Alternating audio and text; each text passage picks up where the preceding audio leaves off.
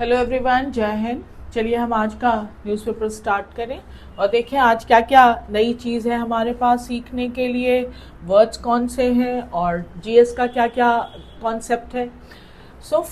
आज हमारे पास हेडलाइन है फॉरेन, विदेशी इन्फ्लुएंस, प्रभाव। अगर विदेश का हमारे ऊपर क्या इम्पैक्ट है, प्रभाव है, that is foreign influence. India's response to, Bharat का जो रिस्पॉन्स रहा है, प्रतिक्रिया रही है टू। अगर आप एग्जाम की प्रिपरेशन करते हैं तो preposition is always a very tough thing to do. तो यहाँ पढ़ते पढ़ते आप चीज़ों को थोड़ा याद रखने की कोशिश कर सकते हैं कि रिस्पॉन्स टू की जो प्रतिक्रिया रही है, टेंटेड एड। एड का मतलब होता है हेल्प, सहायता। यहाँ पर जो टेंट वर्ड यूज किया है ये एडजेक्टिव के फॉर्म में है, यानी पास्ट पार्टिसिपल के फॉर्म में।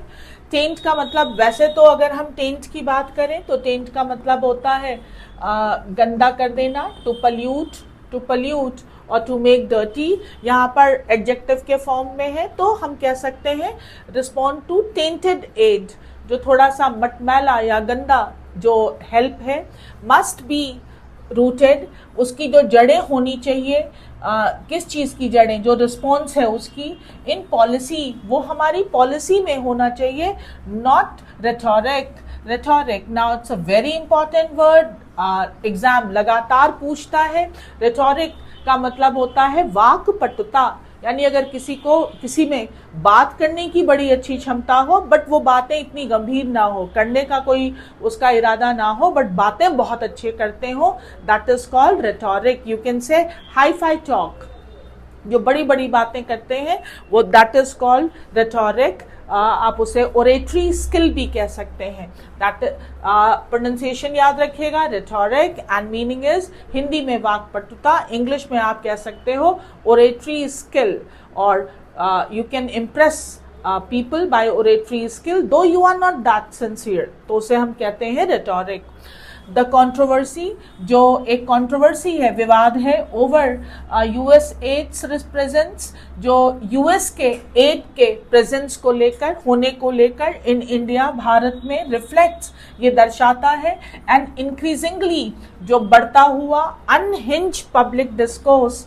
अनहिंज का मतलब होता है नॉट बैलेंस, जो थोड़ा सा डिसबैलेंस है। पब्लिक डिस्कोर्स, जो लोगों की, डिस्कोर्स का मतलब बातचीत का जो मुद्दा होता है, that is called discourse.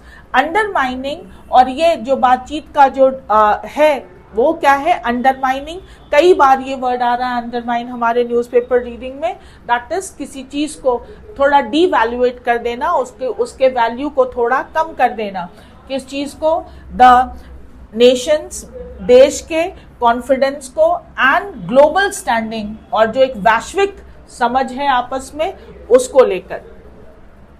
The BJP and the Congress have been engage in, BJP और कांग्रेस दोनों ही एंगेज रहे हैं, लिप्त रहे हैं in a political tug of war. बच्चे एक रस्सी लेकर दो दल गेम खेलते हैं, एक दूसरे को खींचते हैं एक लाइन के इस पार और उस पार। आप इसे कह सकते हैं खींचातानी।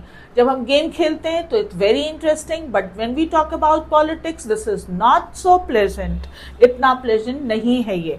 फिलहाल अटेम्प्टिंग, ये जो खींचातानी चल रही है किस चीज की, टू कॉर्नर का मतलब होता है किसी को ऐसी पोजीशन में पहुंचा देना या ले जाने की कोशिश करना जहां पर उसके पास बच निकलने का कोई रास्ता ना हो, that is called to corner.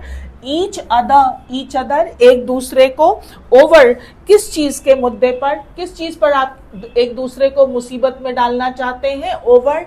US add, जो यूएस के एड को लेकर, यूएस एड फंडेड प्रोजेक्ट, जो यूएस की सहायता से, देखिए व्हेन वी टॉक अबाउट, जब हम एक देश के एड की बात करते हैं तो फाइनेंशियल एड, टेक्निकल एड, बहुत सारे एड होते हैं। यहाँ पर हम फाइनेंशियल यानी जो आर्थिक मदद होती है उसकी बात कर रहे हैं। यूएस एड फंडेड प्रोजेक्ट, जो उन यूएस के द्वारा जो प्रोजेक्ट फंड किए जाते हैं, एंड फॉरेन कनेक्शंस, और भी फॉरेन कनेक्शंस है।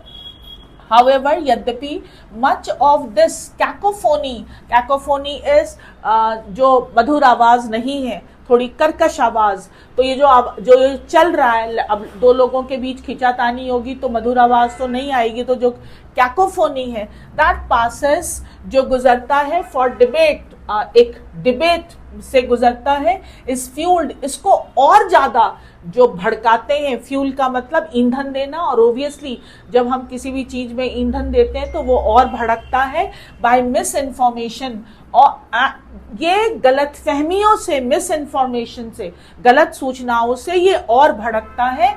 एंड मिस इंटरप्रिटेशन का मतलब अर्थ का अनर्थ निकाल लेना, यानी बात कोई और है, आप उसको इंटरप्रेट कुछ और कर ले रहे हैं।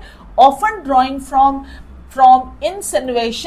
इंसिनुएशंस का मतलब होता है कटाक्ष, इनडायरेक्टली किसी को बुरी बात कह देना, डायरेक्टली नहीं कहना, इनडायरेक्टली कह देना, that is called इंसिनुएशन।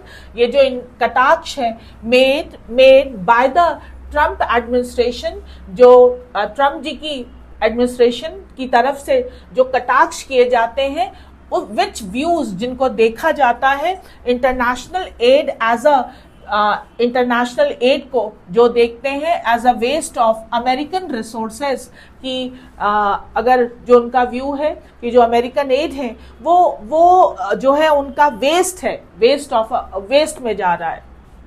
While the US may have its reason, हो सकता है यूएस के अपने कारण हो to reassess its aid priorities, जो वो अपनी सहायताओं को फिर से अगर उसको एक रिव्यू करना चाहते हो, रीअसेस करना चाहते हो, इट इज रिग्रेटेबल, मगर ये बहुत ही रिग्रेटेबल यानी निंदनीय है दैट इंडिया मेजर, लेकिन जो भारत के प्रमुख पॉलिटिकल पार्टीज आर, जो हमारी प्रमुख जो राजनीतिक दल है, इकोइंग, वो चीख रहे हैं, इको, जब बार बार कोई चीज गूंजती है that is called echoing these arguments, in arguments को वो जो चीख कर बोल रहे हैं without a nuance understanding.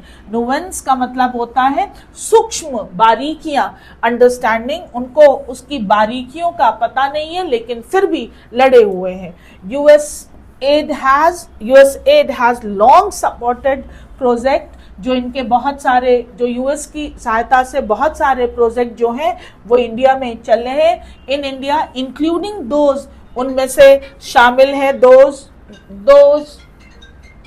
In partnership, जो पार्टनरशिप में चले हैं विद द गवर्नमेंट की पार्टनरशिप में, just a minute, partnership in the absence of verifiable data, जब तक आपके पास पुष्टि करने वाले आंकड़े ना जाएं, on the extent and impact, उस हद तक, and impact of these initiative, इन सारी इनिशिएटिव का क्या इम्पैक्ट रहा है, discussions are bound to be, तो जो बातचीत चल रही है वो निश्चित है टू बी इल इन्फॉर्म्ड, वो जो है आपके पास सूचनाओं की कमी है, इल इन्फॉर्म वो रहेंगे ही रहेंगे। एंड प्रेजुडिस का मतलब होता है पूर्वाग्रह या पूर्व धारणा, आप पहले से ही उसके बारे में आप धारणाएं बना के बैठे हुए हो, जब तक आपको सारी खबर नहीं होगी तो तब तक आप इसको समझेंगे ही नहीं। इन अ ग्लोबलाइज्ड वर्ल्ड, अब जो एक वैश्विक जो ये संसार है, ये जो यूनिवर्स है, ग्लोबलाइज यानी एक वैश्विक विश्व, where countries compete for capital, जहां पर देश एक दूसरे के साथ कैपिटल के लिए, टेक्नोलॉजी के लिए, and talent from across border, जो एक दूसरे की सीमा से पार जो है कैपिटल, टेक्नोलॉजी, टैलेंट के लिए जो है वो कंपटीशन कर रहे हैं। ब्रांडिंग पॉलिटिकल अपोनेंट्स, तो आप जो अपने विरोधी राजनीतिक दल को एज अ फॉरेन एजेंट कहकर जो कहते हैं या संबोधित करते हैं, मे बी एन इजी, ये एक बहुत ही आसान प्रोपोगेंडा राजनीतिक जो हम रूमर्स होती हैं, या राजनीति में जब हम किसी के ऊपर जो आरोप लगाते हैं अपने आप को थोड़ा अच्छा बताने के लिए, that is called propaganda tactics. ये हो सकता है आपके पॉलिटिकल रूमर्स हो, बट लेकिन फिर भी poisons the domestic political environment, लेकिन आप अपने घरेलू राजनीतिक माहौल को जो खराब कर रहे हैं एंड वीकेंड्स और कमजोर कर दे रहे हैं इंडियाज एस्पिरेशन, इंडिया की जो इच्छा है टू इमर्ज, उभरने की एज अ ग्लोबल पावर, कि वो एक वैश्विक पावर की तरह उभर पाए, उसको आप कमजोर कर दे रहे हैं। भाई एक दूसरे से आप लड़ रहे हैं यूएस एड के ऊपर और इस बात पर, और उसमें एक दूसरे को आप जो है वो फॉरेन एजेंट कह रहे हैं, और जिससे जो है वो एक वीक हो रहा है Indian system. It is true, ये सच है दैट फॉरेन एड, ये बिल्कुल सच है कि जो विदेशी सहायता होती है कैन बी अ टूल, ये एक टूल हो सकता है of soft power. Soft power का इसके बारे में पढ़िएगा, सॉफ्ट पावर कैसे एक देश दूसरे देश के साथ यूज करता है, often use by stronger nation, जो अक्सर यूज किए जाते हैं बहुत ही पावरफुल नेशंस के द्वारा टू एक्सर्ट, निकालने की इन्फ्लुएंस ओवर डोमेस्टिक अफेयर, जब उनके अपने डोमेस्टिक अफेयर में वो वहां से जो है वो निकालते हैं स्ट्रॉन्ग चीजें ऑफ अदर कंट्रीज, दूसरे देशों के domestic affair of other countries. However, recognizing this reality requires, लेकिन इस हकीकत को पहचानने के लिए रिस्पॉन्सिबल एंड मेजर्ड अप्रोच, एक बहुत ही जिम्मेदार और सोचा समझा एक अप्रोच चाहिए, एंड नॉट एंड, ना कि ओवर रिएक्शन, कि हम इसमें ओवर रिएक्ट करें, that borders on self sabotage. Self sabotage का मतलब होता है जब हम अपने ही विकास को रोक देते हैं कुछ करके या कुछ ना करके, that is called self sabotage. India itself has evolve, India खुद ही डेवलप हुआ है इनटू एन एड प्रोवाइडर, हम भी, भारत भी एड प्रोवाइड करता है, अ रोल इट सीक, एक ऐसा रोल जो वो चाहता है टू एक्सपैंड, उसको और बढ़ाना भी चाहता है। According to an ORF analysis, ORF एक थिंक टैंक है। थिंक टैंक वो होते हैं जो नेशनल, इंटरनेशनल, पॉलिटिकल इश्यूज इन पे रिसर्च करते हैं। Observe research foundation, that is ORF analysis, since 2000 the ministry of external affair, जो मिनिस्ट्री ऑफ एक्सटर्नल अफेयर है, हैज ओवरसीन फाइनेंशियल असिस्टेंस, जो आर्थिक मदद मिलती है, exceeding $48 billion to over 65 countries. Ministry of external affair has overseen, ऐसा देखा गया है कि 65 देशों को हम लोगों ने इतनी फाइनेंशियल असिस्टेंस दी है। थ्रू किस चीज से? थ्रू ग्रांट्स, हमने उनको ग्रांट्स दिए हैं। Line of credit, lines of credit, जब हम बिना किसी इंटरेस्ट के किसी को लंबे टाइम के लिए जो है वो लोन देते हैं, that is called lines of credit. And capacity building program, और कैपेसिटी बिल्डिंग प्रोग्राम में भी हमने आर्थिक सहायता की है। दिस ग्रोइंग रोल, ये जो बढ़ता हुआ रोल है as a donor, donor means जो प्रदान करता है, डोनर नेशन, देने वाला नेशन, हैज कोइंसिडेड विद, जो इत्तेफाक की बात है, कोइंसिडेंस का ही वह फॉर्म है। ये जब इत्तेफाकन दो चीजें एक ही समय पे हो जाएं, with stricter regulation on foreign contribution. अब देखिए यहाँ पर एक पैराडॉक्सिकल कंडीशन है, हम खुद तो डोनर नेशन बनना चाह रहे हैं लेकिन अगर कोई हमें डोनेट कर रहा है तो उस पर हम एक दूसरे पे आरोप प्रत्यारोप लगा रहे हैं। Foreign contribution with in India, however, यद्यपि दीज रेगुलेशन, ये जो नियमावली है, हैव बीन हेविली पॉलिटिसाइज, इसका बहुत ज्यादा राजनीतिकरण कर दिया है। एंटिटीज अलाइंग विद, और जो एंटिटी है अलाइंग से जुड़े हुए with the ruling establishment, often face fewer, जो सत्ता में जो सरकार है उसमें अलाइंग विद द रूलिंग एस्टैब्लिशमेंट, वो फ्यूअर, वो कुछ ही जो है वो बाधाओं को फेस करते हैं, वाइल अदर्स, लेकिन जो सत्ता में नहीं है, इवन दोज, यहाँ तक कि वो इंगेज इन प्योरली, जो बिल्कुल इंगेज है इन प्योरली अपॉलिटिकल एक्टिविटी, उनका राजनीति से कोई लेना देना नहीं है, ऐसे लोग भी इनकाउंटर सामना करते हैं सिग्निफिकेंट रिस्ट्रिक्शन, कुछ रिस्ट्रिक्शंस का। The American debate over USAID's role, जो अमेरिका का डिबेट है यूएसएड के रोल को लेकर in India does raise concern, ये बिल्कुल उठाता है कंसर्न, यानी हमारी चिंताएं अबाउट फॉरेन, जो विदेशी इन्फ्लुएंस, जो हमारे बाहर का पार हमारी डोमेस्टिक उसमें काम करे। बट एनी रिस्पॉन्स, लेकिन किसी भी प्रकार का जो हमारा रिस्पॉन्स होना चाहिए मस्ट बी रूटेड इन, ये ज़रूर इसका जो ग्राउंड होना चाहिए या इसका जो मेन आधार होना चाहिए इन क्लियर हेडेड, ये बिल्कुल स्पष्ट रूप में क्लियर हेडेड पॉलिसी से होना चाहिए, रादर दैन रिएक्शनरी, बजाय कि हम तुरंत रिएक्ट कर रहे हैं। रेटोरिक, फिर से वर्ड आया रेटोरिक, रिएक्शनरी रेटोरिक, यानी किसी ने कुछ बोला नहीं तो बिना सोचे समझे हम अगर रिएक्ट कर देते हैं, that is called reactionary rhetoric.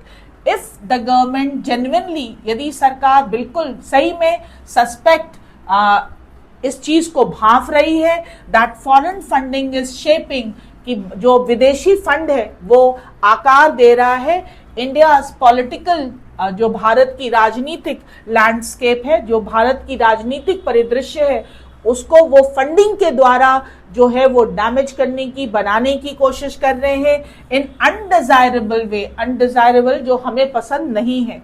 It must approach, तो हमें जरूर उनको अप्रोच करना चाहिए द इशू, इस इशू को विद ट्रांसपेरेंसी, पारदर्शिता के साथ, and a well defined plan, और पूरा एक प्लान बना लेना चाहिए इन फॉर इन्वेस्टिगेशन, कि हम उसकी जो है वो जांच पड़ताल करें। मैनेजिंग नेशनल सिक्योरिटी, देश की सुरक्षा इन एन एरा, एक ऐसे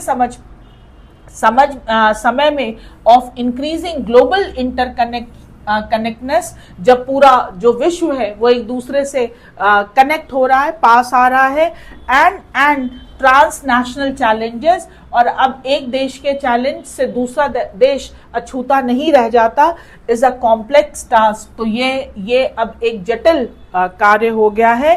one that requires a mature, जिसमें जरूरत है एक मैच्योर बहुत ही एकदम मैच्योर स्ट्रैटेजिक आउटलुक, और बहुत ही एकदम हम एक बढ़िया स्ट्रैटेजी बना लें ऐसे आउटलुक की रादर दैन, बजाय की इज अ chaotic, जो अफरा तफरी वाला पोलराइज पब्लिक डिस्कोर्स, पोलराइज यानी हम अलग अलग इधर से उधर लड़ रहे हैं, ऐसी डिबेट से ज़्यादा बेटर है कि हम पहले उसको इन्वेस्टिगेट कर लें और फिर क्या स्ट्रैटेजी अपनाएं कि किसी भी विदेशी फंडिंग का हमारे अपने घरेलू जो हमारे इश्यूज हैं या हमारा मुद्दा है उस पर कोई प्रभाव ना पड़े। इसके लिए हमें आपस में आरोप प्रत्यारोप की बजाय हमें इन्वेस्टिगेट करने की ज़रूरत है और एक स्ट्रैटेजी बनानी। देखिए, जब देश की बात आती है तो देश की बात में फिर पक्ष और विपक्ष मैटर नहीं करता, तब देश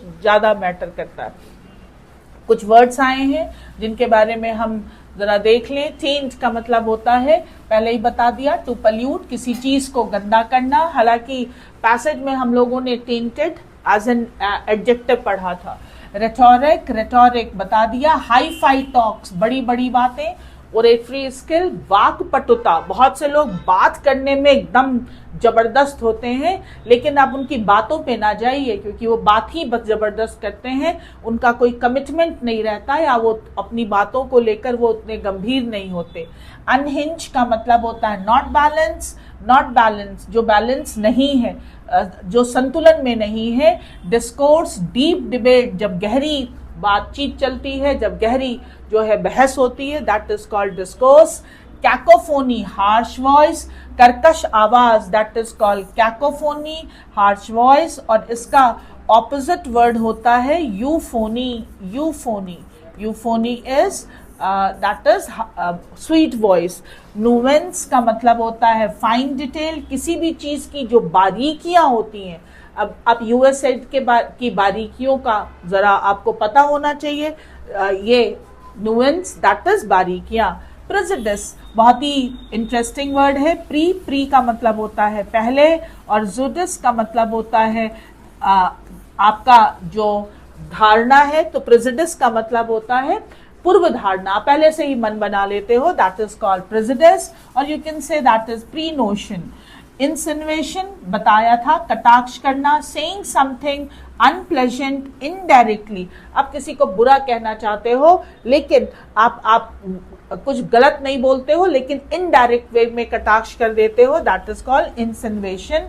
एंड लाइन्स ऑफ क्रेडिट बता दिया, लाइन्स ऑफ क्रेडिट का मतलब होता है जब हम क्रेडिट मतलब पैसा देते हैं किसी को लॉन्ग टाइम के लिए विदाउट इंटरेस्ट। यूएसएड के बारे में, यूएस के द्वारा दी गई सहायता, आप इसके बारे में पढ़िएगा। ओआरएफ जो एक ऑर्गेनाइजेशन है, think tank, see if you are graduate और पोस्ट ग्रेजुएट, अगर आप जॉब्स के सर्च में हैं and you are searching some other job also apart from government job, think tank can be one place जहाँ पर आप, अगर आपका इंटरेस्ट है पॉलिटिक्स में, देश के इश्यूज में, if you are good at research, तो think tank is one another option which you can explore. आजकल बहुत सारे थिंक टैंक हैं जो देश की अलग अलग चीज़ों पे रिसर्च करते हैं और फिर उसके अकॉर्डिंग पॉलिसीज में जो भी चेंजेस लाने होते हैं वो गवर्नमेंट को फिर वो अपने जो रिपोर्ट्स होती हैं वो उनको प्रस्तुत करते हैं। ओआरएफ भी इंडिया बेस्ड एक थिंक टैंक है।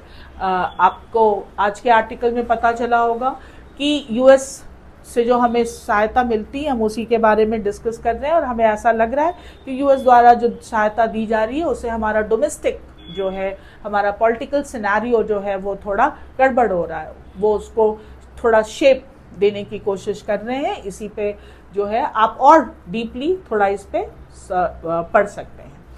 फिर मिलेंगे हम अगले आर्टिकल के साथ। थैंक यू, जय हिंद।